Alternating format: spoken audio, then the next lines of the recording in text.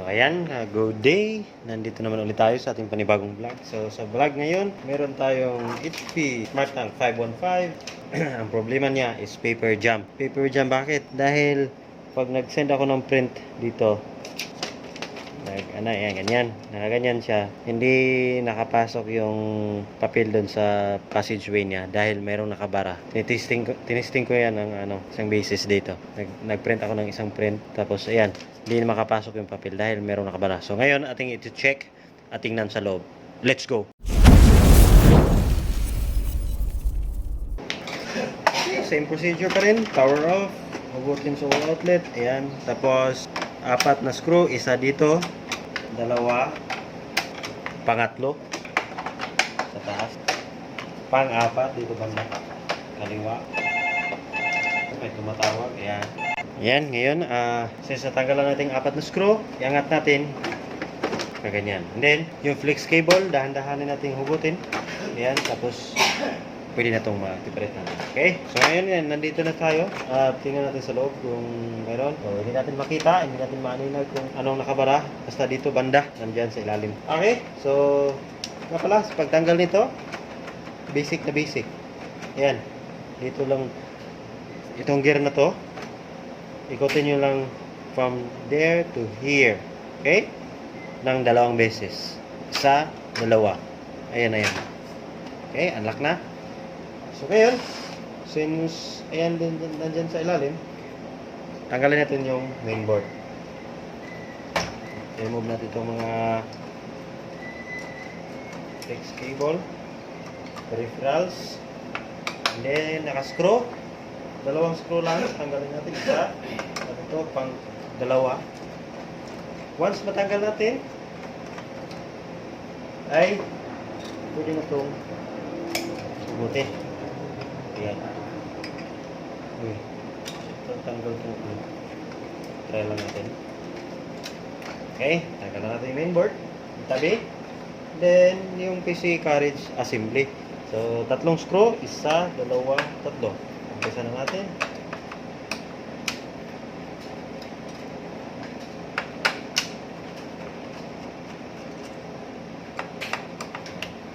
Pangatlo. Okay. Tanggalan natin. Since natanggal na, ating iangat na lang to. Madali lang itong iangat. Okay. O, diba? Merong nakabara. Toothpick. At saka, bala ng stapler. O, paano magkakasya yung papel dyan? Merong nakabara. O, paper jam talaga yan. Okay. Lagay muna natin dito para makita yung customer. At ito, madumi. Ano na natin? Tanggalin.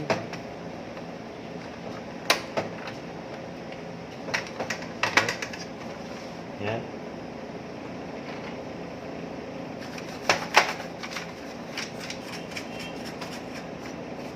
Nga pala, pwede pala ito sa ilalim tanggalin. Diba dito yun banda. Ito.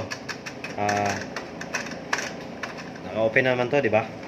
Pwede nga pala ito tanggalin sa ilalim. May passage door sila diyan. Ito. So, yung setup natin. Tinamad akong natanggalin sa ilalim. Nakalimutan ko talaga. Kaya, ayan. Inuna kong binaklas lahat. Okay. So, okay naman. Mas maganda nga at mainam na baklasin para alam nyo kung paano ayusin. Okay? Kasi hindi sa lahat ng panahon makukuha mo dun sa door na yun yung mga naka-jump. Okay? Okay. So, since natanggalan natin yung 2, ibalik na natin, i-assemble at papaganahin natin mamaya. Okay? Assemble time. So, kasi sa pag-assemble pala nito, paano nyo kinalas, yun din pagbalik. Okay? Huwag nyo kalimutan.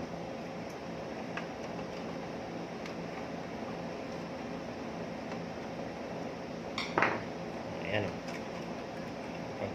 Lagay nito, unahin mo muna natin dito flex cable, yung GST wire, ito banda, nakalagay. Ayan.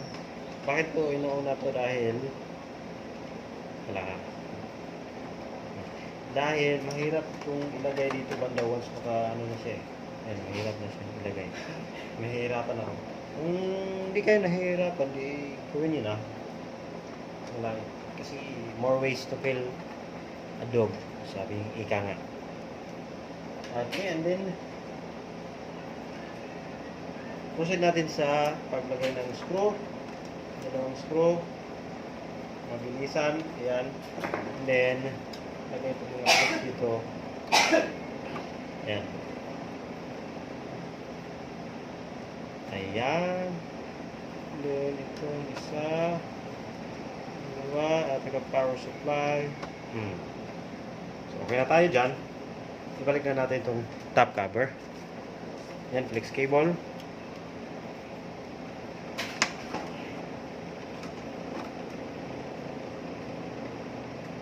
Ayan. And then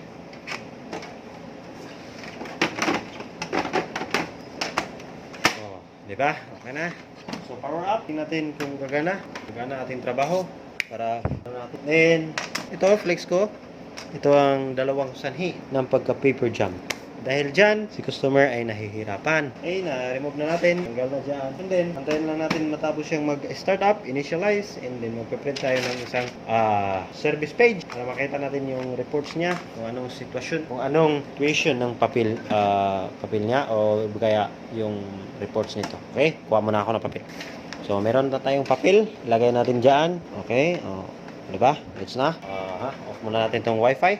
Then nag-initialize siya sa unang bukas. Okay. Ngayon, ang gagawin natin is mag-print tayo ng print self-test. So, hold nyo lang to ng 10 segundo. O kaya timingan nyo lang basta 5 to 10 seconds. Yan. Tapos pag lagpas na ganun, pindutin nyo to ng isa. Yan. Yan. Tapos release nyo to. Ayan. Ganun lang kasi. So, atayin lang natin. Remove natin yung yan. Okay.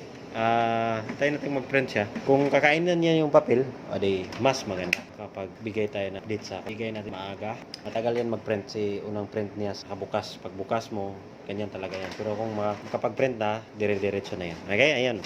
Diba? Nakapag-print na tayo. Ayan. Hindi makita. Ayan. Nakapag-print pa siya ng 10 pages. Ayan. 10 pages. 10,000 pages. So, ngayon, okay pa ang kanyang print head. Okay, golds, all golds. So, ayun. Hanggang dito na lang ako. Natapos ko na yung problema niya. Merong naka-jam, kaya nag-paper jam. Alright. So, kung nakakatulong sa inyo, baka naman, pa-subscribe. This is Faber Tech and Tips. Magpapaalam na sa inyo. Bye-bye.